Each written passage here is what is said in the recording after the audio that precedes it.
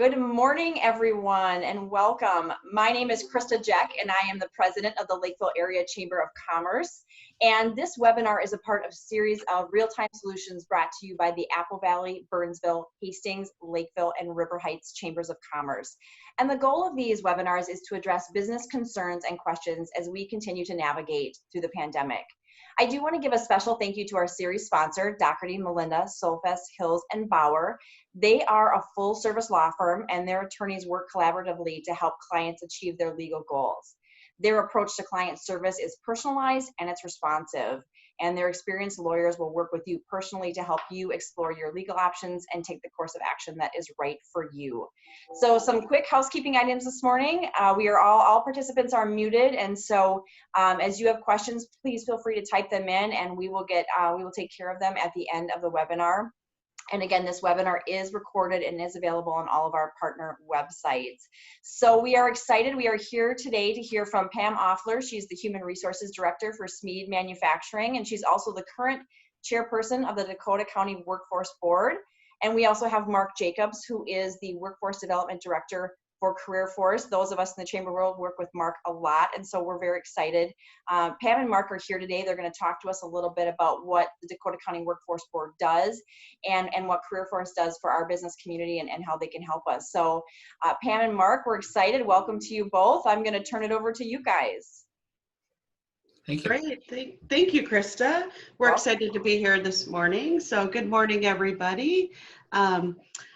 So as she said, I am Pam Offler. I am the chair of the Dakota Scott Workforce Development Board, and my professional job is at the sorry, because I'm a little nervous, the Smead Manufacturing Company.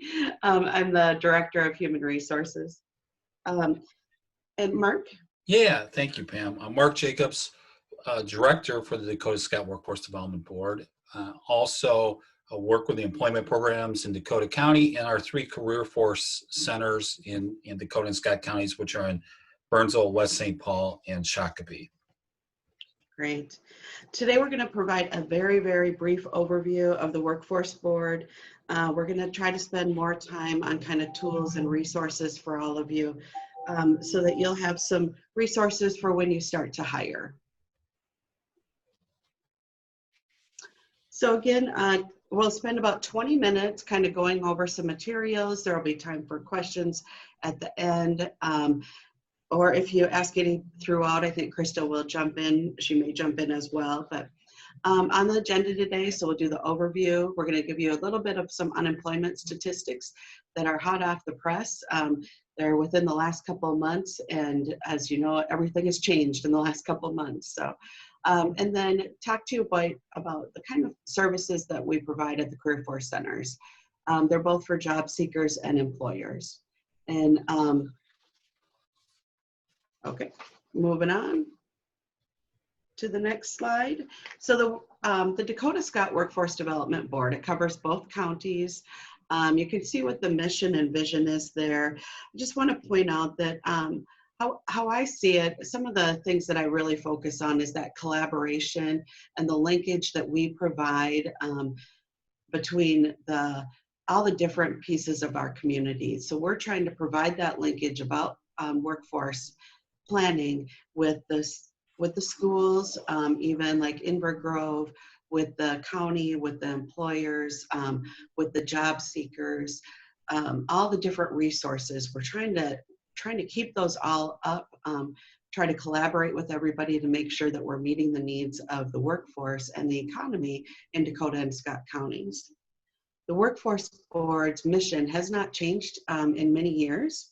We've done lots of strategic planning, but it's really, that's what we do, and that's what we do well. So we have 2 core sets of customers, job seekers and employers. We have 27 members on the board, and more than half of them are in the private sector, like me. I want to touch a little bit on some of the unemployment statistics, and as you frame this up, as you're thinking about it potentially from a hiring standpoint, is who's potentially out there from a applicant standpoint. So you look at the June unemployment rate in Dakota County, it was 9%. In May, it was 10%. So a significant drop in just a month. And would anticipate this is going to continue to be on a roller coaster ride. Before COVID, the unemployment rate was under 3%. This next set of statistics, as you look, are about unemployment applications. So it's a little bit different than unemployment rates. If you look at that, you'll see that more than 68,000 unemployment insurance applications from Dakota County residents between March 15th and July 23rd. It's a frame of reference. That's more than double for the entire year of 2009, the peak year of the recession. So just the magnitude is amazing, which is then even more significant as you look at it. It's almost 30% of the 2019 labor force. So applied for unemployment in 2020. And then the breakdowns, some things really to note is that's a little bit different than pre-COVID is more females applying for unemployment. And also there's some disproportionality of people of color applying for unemployment pre-COVID. And the other really pretty interesting statistics are the percent of applicants without a high school diploma or a high school diploma or less, I should say, and then as well as those with a 4-year degree or more. And then this next stat is a big change from before.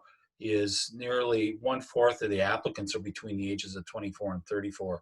And what we read and see and hear from the unemployment folks is that's largely because of where those industries that were impacted early on, which were hospitality and retail, which tends to be younger workers. But that's also a potential labor pool for you as you consider hiring.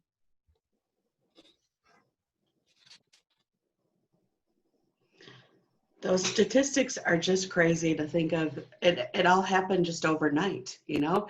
It was like one day, everything shut down, and it's just been very surreal, as we all know.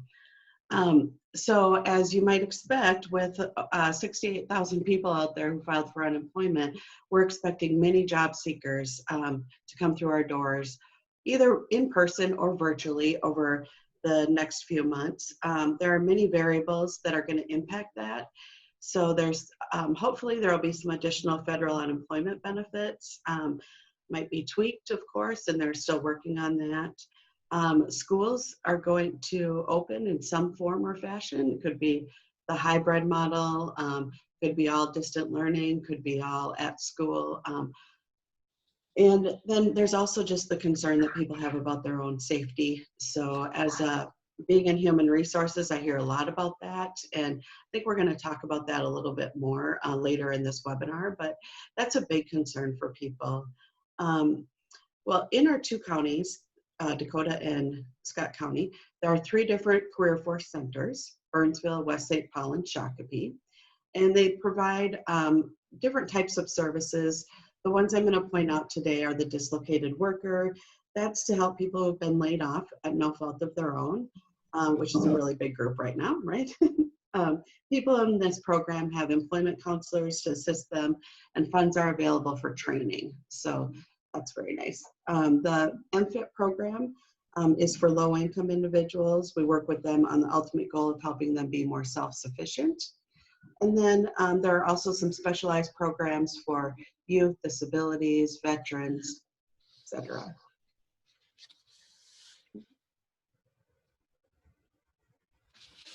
These next couple slides are really the meat and potatoes for our attendees today, and with some strong takeaways. So if you're looking at hiring now or down the road, some tools for you to use.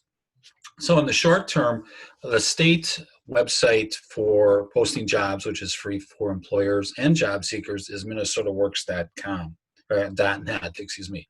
And you can see the link there. And so free for employers, free for job seekers, and as an employer, you can use it to just scan resumes too, to kind of look for people that you're interested in hiring. So a very good tool to use. Second one that's very kicked off in the fall of 2019 is CareerForceMN.com. Lots of tools there for employers and job seekers as well. Some of the things, and we'll talk about in a little bit, but onboarding, retention, some of those tools are part of that CareerForceMN.com. In the past, pre-COVID, each of our 3 CareerForce locations would have hiring events where you could, as an employer, meet with job seekers one-on-one. We'd have 10 events a month. Obviously, we can't do those one-on-ones anymore, but that's being replaced by virtual job fairs. So there's a contact person there, Lisa Odlin, who can connect you with someone at the state who's putting together these virtual job fairs. Additionally, if you send me or Lisa an email with your job postings, that's something we can post on our website each week as we connect with job seekers to let them know about what opportunities are available. Probably a really big deal right now is this 4th bullet, and Pam and I have talked about this quite a bit, but the items where we see some of the job seeker angst right now is around culture, how to handle virtual interviews. There are concerns about safety at a work site. What's that? And so maybe we'll talk about that a little bit. And then the 4th one there, of course, it's always a strong piece, is using your existing employees to get referrals of new employees. Things we haven't talked about in this slideshow is there's also other avenues such as staffing agencies, executive recruiters, the paid job boards. Obviously, there's a lot more tools, but we're going to focus on the ones through the CareerForce centers today. On the culture piece, certainly a big deal. CareerForceMN.com has some resources for you as you look at your own company culture, as what you can do to build that. I know one of the things we're struggling with as an employer right now is when you're bringing in new people and most things are virtual, how do you let them know about that culture, what it is? The virtual interviews, as we've talked with job seekers, and we've had employer workshops where job seekers can talk one-on-one with employers, virtually of course, is just how to minimize the angst. I mean, it's a stressful situation on a good day, right? But as you do everything virtually, what are those protocols? And so whatever you can do to help the job seeker in that standpoint, I think will be a really good thing. And then the safety piece, one of the things we see, of course, and Pam alluded to in the previous slide, is when you go to work, what are those safety protocols that you have in place? Are you following certain guidelines? But whatever you can communicate to that job seeker applicant that you can to minimize those concerns. Pam, anything you would add to this portion?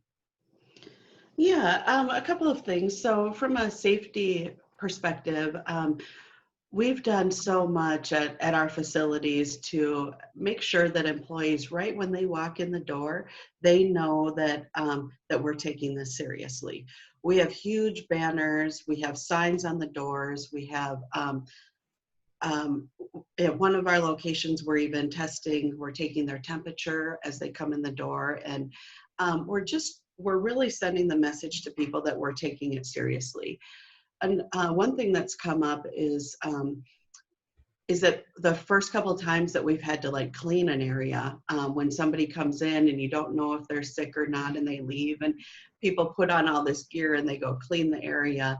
And surprising, we've had to have conversations after that because everybody's like, whoa, all of a sudden, we're not as bad as like total full hazmat suits coming out or anything, but it makes people concerned. And so just talking to them about that and letting everybody know that that we set a goal right away of having no cases in our company.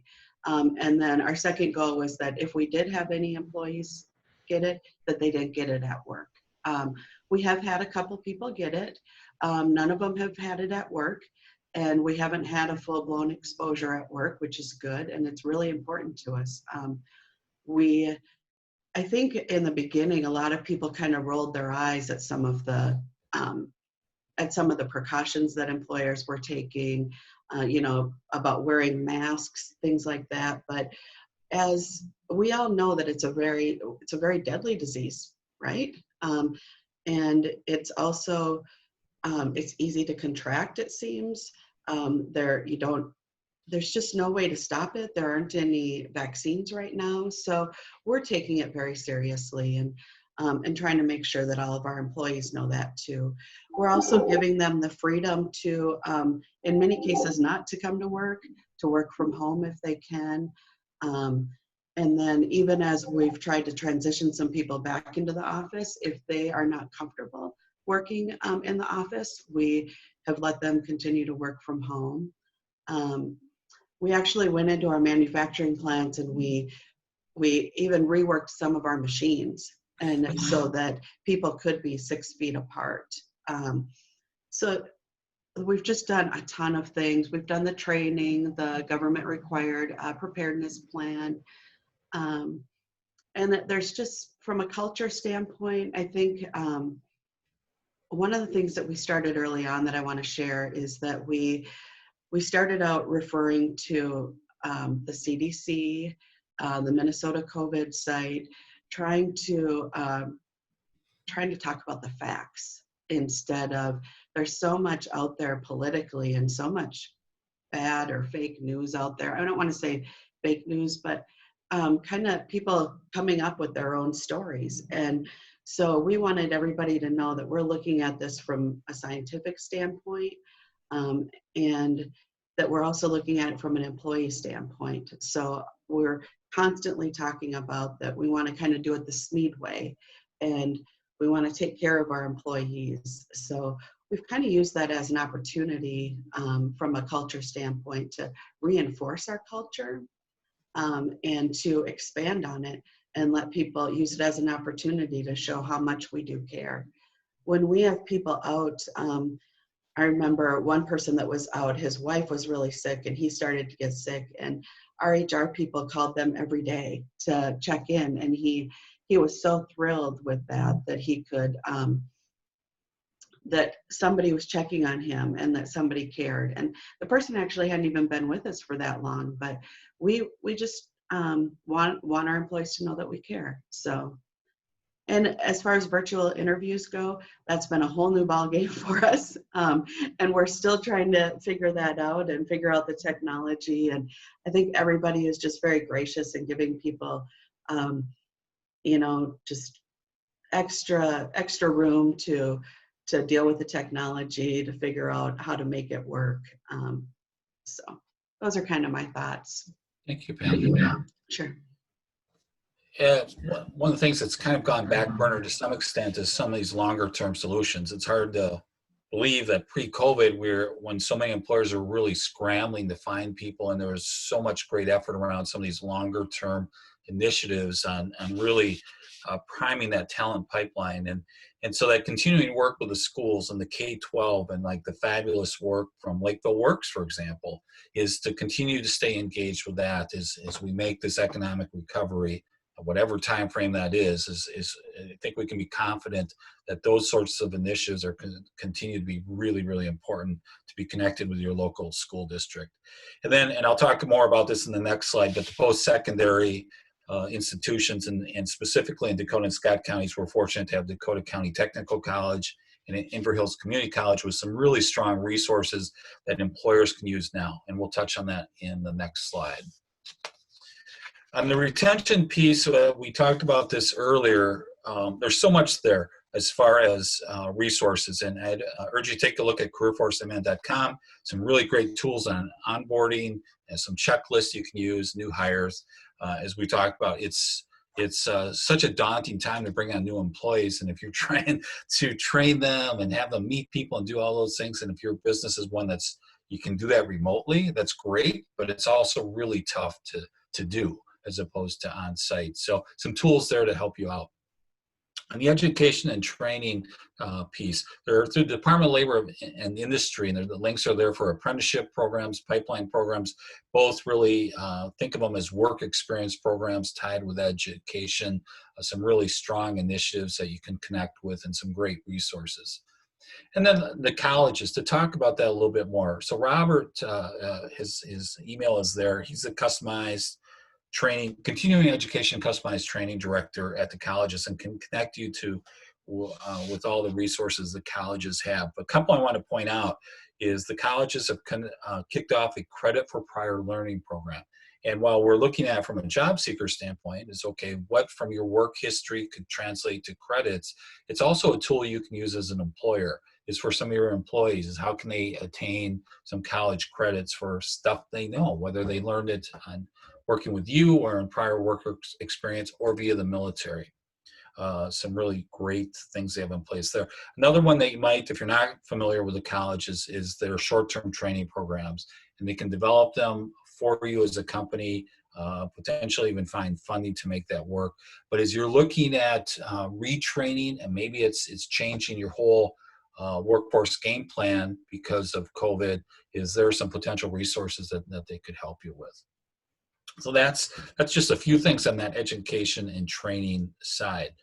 The next one, this is one we hope that no one has to use, but obviously the economy is changing that, is if you do need to downsize, the state has a program called the Shared Work Program, and it's a way to do, an innovative way to do unemployment. And Pam, can you address that a little bit from your experience, please? Yeah, so we love this program, seriously, and not every state offers it. So we're very fortunate in Minnesota that it's available. And what it is that the state is trying to get employers to keep employees rather than downsizing, offering some unemployment benefits for people who are only working part-time. So we've used it in the past, and we used it again this year, where employees could work like 24 hours or 32 hours and still qualify for unemployment benefits. They even qualified for the extra $600. So in many cases, it worked out well for our employees. It made us feel better that we were taking care of our employees and that they would be able to make keep their finances going, be able to pay their bills. Our orders, like everybody else's, well, like many in the country, dropped significantly. And so we had to do something. We had to react. And by doing this program, we were able to take a large group of people and move them to 24 hours a week. And so they worked 24 hours a week for us, and then they still were eligible for the unemployment. And the unemployment benefit under the shared work program is about half of, how they describe it is that the employee will receive about half of what they would have if they would have been working. So for instance, if somebody were working 32 hours a week, that 8 hours that they're off, they'll get about half their pay for that. So it's definitely a better benefit than unemployment. Unemployment, there's a max on how much you can earn, and then still receive benefits. So for many of our employees, they wouldn't have received benefits if we went with the traditional route. So that's my little plug for the shared work program. Thank you. Yeah, there's lots of information on the website about it. A great tool. We've heard many good things from employers about it. Mm-hmm. This last section is some hiring guides. Some more strong takeaways for our attendees today. One of the things we've been working on across the state is finding some of these resources and then sharing them so employers could use. The first two are both relative to inclusive hiring. First is from the city of Minneapolis and a toolkit that they've developed within the city, but borrow the information. The second one is from Northwest Minnesota, a toolkit they put together for their employers. They wrapped it around a whole larger initiative, which is very, very innovative and cool. And you may see something locally that's similar down the road. Encourage you to take a look at that. Fair Chance Hiring Guide. This is relative to hiring ex-offenders. Comes out of a nonprofit, Twin Cities Rise, based in Minneapolis, but with some great tools. So if it's something where you're looking at hiring ex-offenders, there's some concerns, what tools are there, that will connect you with them. So there's things like a bonding program through the state and some other components to help you. So very practical, useful piece. And then the final one in this list was developed by Emily Johnson at Inver Hills Community College, who she does a lot of work with helping students do internships. But this is the guide for employers. So as an employer and you want to do an internship, and whether it's a high school student or a college student, is how do you do so? And this is so current that she even has a component about having interns during these virtual times. How do you do that? So encourage you to take a look at that link for some really practical, useful information as you look at bringing interns in to your workplace. So hopefully these tools, some strong takeaways. I believe the slides will be shared with you, so these very long links will be easier to access. And with that, we're open to questions. Very good. Yes, Mark, that was going to be my first question. I just want to make sure we are good to send that presentation out to everyone, so we will do that as well. Pam, you had mentioned kind of early on regarding the dislocated worker program that there are funds for training. I don't know if this would be a Pam or a Mark question, but can you clarify when you say funds for training, is that for employers? I'll let Mark take that. Sure. Yeah. Actually, dislocated worker program, those are the individuals laid off, no fault of their own. If they enroll and we're working with them, Krista, is that we'll be working with a counselor one-on-one, and then the funds are available for them for retraining. So it's for the job seeker in this case. Job seeker. Okay. And they might be taking a really short-term Microsoft Excel class, or it might be long, like a project management class. It can vary a lot. If employers have some training needs, especially of any significance, that's where connecting with Bob at DCTC through some of their customized programs is a good way to go. Right. Okay. And then you mentioned too, and I think this is very important for everyone to hear, that you mentioned the job postings. And again, am I correct that those are free? So employers can send you their job postings for free, and you will have that up on the website. How do you promote then that website out? Is it to the folks that come directly to the career centers, or is it on other places as well? Sure. There's two avenues on those job postings. So one on the MinnesotaWorks.net site is one, and that'll go statewide. But if you send information to us, we post it on the Dakota County website under the CareerForce centers, and we send it to all the county staff who works with job seekers. We send it to nonprofits and churches within the two counties who are working with job seekers. Numerous educators, as well as we built up a database of job seekers. So it's really viral marketing essentially of where those job opportunities are. So that to me is very easy for employers to take advantage of that.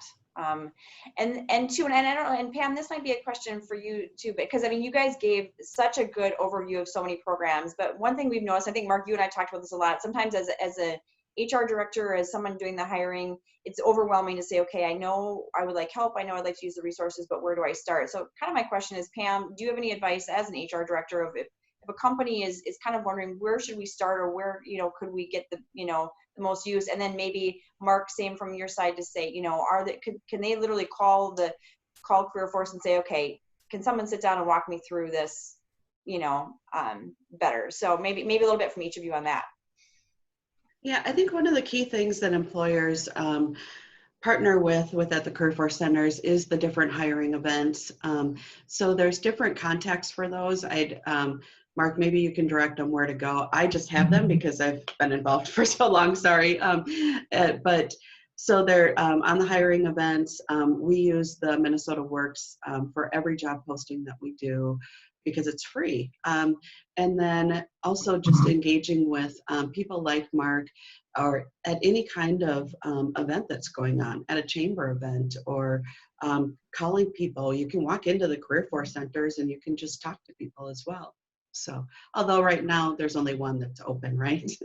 And yeah, two of our sites are open by appointment for job seekers in Shakopee and West St. Paul. But yeah, Krista, to that question, all three of our sites have employer navigators who would work, who could work with an employer that has a question. That's what they do. So to get that specific person for the site, people can email me and I'll connect them.